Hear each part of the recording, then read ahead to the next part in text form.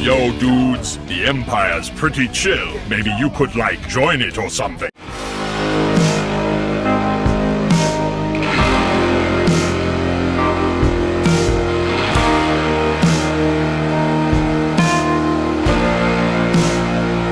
Hey everyone, Lucimus Prime here, and welcome to the next episode of Movie That Didn't Need a Sequel. And in today's video, guys, I'm going to be covering an example of a comedy movie, which in my opinion did not need a sequel, and is an example of a comedy film in which in my opinion it should have stayed as one movie alone. And this is for one of my favourite movies of all time by the director John Landis, and also has my favourite role of all time from Eddie Murphy, alongside a great supporting cast of actors and a really amazing story, and is a timeless masterpiece in my opinion, which of course is none other than Coming to America. So yeah, now, you are probably wondering what I think of this film. Well, I absolutely love Coming to America. It's one of my favourite comedy films of all time, and it's just really amazing from start to finish, and Akeem is my favourite role of all time from Eddie Murphy, and I love the supporting cast. For example, Semi is my favourite role of Arsenio Hall, and I definitely, of course, love the legendary James Earl Jones as King Jafar Joffer, Akeem's father, in this movie. And I also love the other cast members too, like Shari Headley as Akeem's love interest Lisa, and also John Amos as her father, Cleo McDowell. And among a great cast of other actors as well in this movie, and also Eddie Murphy and Arsenio Hall definitely show great talent here because they also play other characters wearing makeup as well to show how different they are as the characters, and they really do a great job as all the characters in this movie, all the makeup. It's very impressive as well, very impressive how you can do that. Yeah, and this film has a really amazing story where it focuses, of course, on Akeem, the crown prince of the fictional country of Zamunda in Africa, who travels to the United States in the hopes of finding a woman he can marry and love for who she is, not for status of having been trained to please him. So it has a really great story, and it's really funny from start to finish, and this movie also has a phenomenal ending as well, guys, because at the end of the movie, of course, it appears as though Akeem and Lisa might not get married after all, due to a choice they're having, because obviously as well, King Joffer doesn't want Akeem to marry Lisa, and especially after Lisa finds out that Akeem lied to her about his identity, of course, being the Prince of Zamunda. So yeah, Lisa unfortunately refuses. But of course, King Joffer, however, realizes, how much she means to Akeem. And of course, at the wedding as well, Akeem, however, is very surprised when his veiled bride is revealed to be Lisa. So, and they get married, and when she sees all the splendour at the wedding, Lisa is both surprised and touched by the fact that Akeem would have given it up just for her. And Akeem offers this if he does not miss life, but Lisa happily declines. And that was definitely a really happy ending right there, the perfectly wrapped up story. Akeem and Lisa got married, and yeah, Akeem found his love interest at long last. So yeah, definitely a perfect way to end the story. But, however, unfortunately, despite this one having a very happy ending, this ending was unfortunately deemed not to be, because, what was it, like, many decades later, in 2021, we unfortunately got a sequel, which I think was like, I think it was 33 years later, I think, yeah, if I can recall correctly, 33 years later, which is just ridiculous, because, like, why would you take so long to make a sequel, which you not even needed? Because this movie perfectly ended the story, in my opinion. And of course, that sequel, of course, was none other than 2021's Coming to America, and I say two as in the number two, not the word two. So yeah, that's what the film's called. And this film, in my opinion, was unfortunately not good. I used to like it when I first saw it on Amazon, when it came onto Amazon, because you get this, guys, right? Rather than, release it in theatres, later in the year when the theatres were reopening, they instead dumped onto Amazon. So I'm thinking, oh, great, so you're going to make a long release sequel be dumped onto Amazon and not in theatres? How ridiculous. So, yeah, I saw this film. At first, I liked it, guys, and I got many good laughs out of it, but unfortunately, when I look back at it, I unfortunately noticed problems, and I no longer like the sequel, and I, of course, now regard it as an unnecessary sequel too. which was not needed because of this movie, of course, had a perfect ending right there. So, now, there's one bad quality I've had with this movie ever since I first saw it, guys. And that is probably, in my opinion, how the movie absolutely wastes James Earl Jones, because James Earl Jones, of course, reprises his role as King Jafar Joffrey in the sequel, but he only appears at the beginning of the film, guys, and then he dies. And I gotta say that, in my opinion, the way he died in the film was absolutely pathetic, in my opinion. It was badly executed. Like, if they were trying to make me laugh, then they failed miserably, because I didn't find it funny. I thought it was weird and stupid. Because he literally says to Akeem at his own funeral, because get this, guy, having a funeral while he's alive and celebrating it, so like, really? Why'd you do that? And he says to Akeem, you know, I'm going to die now. But then, and then after that, guys, get this, he actually dies after saying that. So like, if you're going to make me laugh, then you failed miserably, because that was just pathetically done, in my opinion.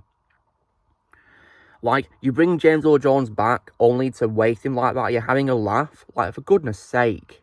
Ridiculous. And it doesn't even help as well that the trailers for the movie, and also, of course, the visual synopsis that was released when the film was announced, they literally spoiled that he was going to die. I mean, the trailers have him talking about, you know, you must heed my words before I'm gone, my son. And then, of course, the synopsis said that Akeem has to honour his father's dying wish. So, yeah, they spoiled it right there. Ridiculous. And when it comes to a dying wish, guys, as well, get this. In this film, the reason why this film exists is because it's revealed that Akeem has a long-lost son. Yeah, called Lavelle. And his existence in this movie, guys, makes absolutely zero sense. Because in the sequel, guys, we get a flashback showing that Akeem and Semi met Lavelle's mother, who is called Mary Johnson, at the club they went to in the first movie.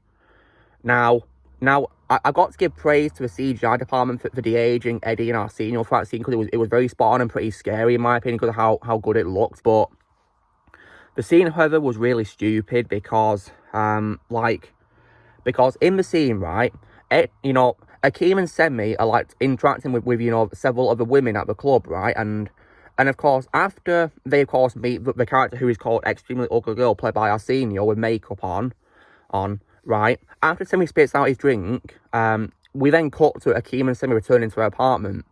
Yet, in the sequel, it's revealed that Semi met Mary after he left Akeem and an Extremely Ugly Girl, and they turned back to the apartment. Yet, in the first movie, we never saw this happen. So, like, and of course, when we went back to the apartment, of course, in the first movie, they met Clarence the Barber, who's played by Eddie via makeup, and they went to a pageant where Akeem would meet Lisa. So, yeah, it's really stupid, really. So, like, it makes absolutely no sense, really, why they do that. And it's just a plot hole right there, because Akeem's son's Lavelle existence makes absolutely zero sense. Because he never met Mary in the first movie, it's a fact. And the fact that Semi lied about this, like, that makes him a bit unlikable, in my opinion. Like, you're supposed to be you know, Akeem's best friend who's loyal to him, and you do that to him, you lie to him. Like, really, Semi? Why would you do that? And also, as well, guys, the title of the movie is also very misleading, because despite being called Coming Number 2 America, the film barely takes place in America. Most of the film takes place in Zamunda, so we should have probably just called it Coming to Zamunda instead. Would have made a lot more sense, because America only has about 15 minutes of screen time in the movie. Yeah, 15 minutes worth, pretty much, almost. Which is just ridiculous, unacceptable for a Coming to America movie. Yeah, it doesn't really make sense. So yeah, like, yeah, the sequel, in my opinion, just falls flat compared to the first movie, because this movie I had lots of great laughter at. It was just so funny from start to finish, but the sequel, I barely laughed at all. There was only a fair few scenes that I still laughed at. I mean, I guess maybe the barbershop people are still funny, I guess, and, yeah.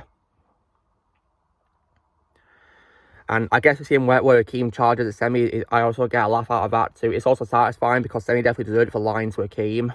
But other than that, though, I can barely remember if anything funny about the sequel. I mean, the sequel, in my opinion, is pretty forgettable as well compared to the first movie. This movie, in my opinion, is unforgettable comedy at its finest, and is always a blast to re-watch. But the sequel, however, I personally no longer like. So yeah, I'm now unfortunately going to not liking the sequel as much as I used to.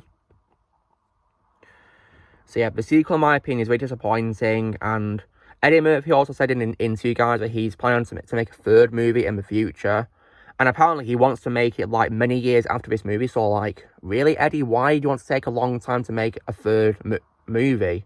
Like, but, guys, however, despite this third movie being announced, guys, I'm not going to watch it. The second movie, in my opinion, was rubbish. And I wish this film stayed on its own. So, yeah, like, because the sequel did many mistakes. My biggest complaint is it wasted James Earl Jones, and the way King Arthur Joffrey died was stupidly done, in my opinion, and badly executed. And then, of course, as well, the trailer spoiling the movie, and of course, as well, Laval's existence makes zero sense as well.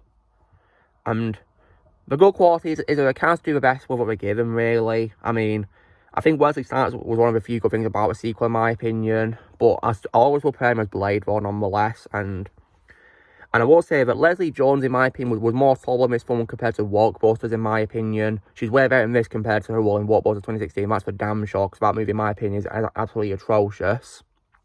But my favourite role of hers is from Angry Birds movie 2, but I'll say that.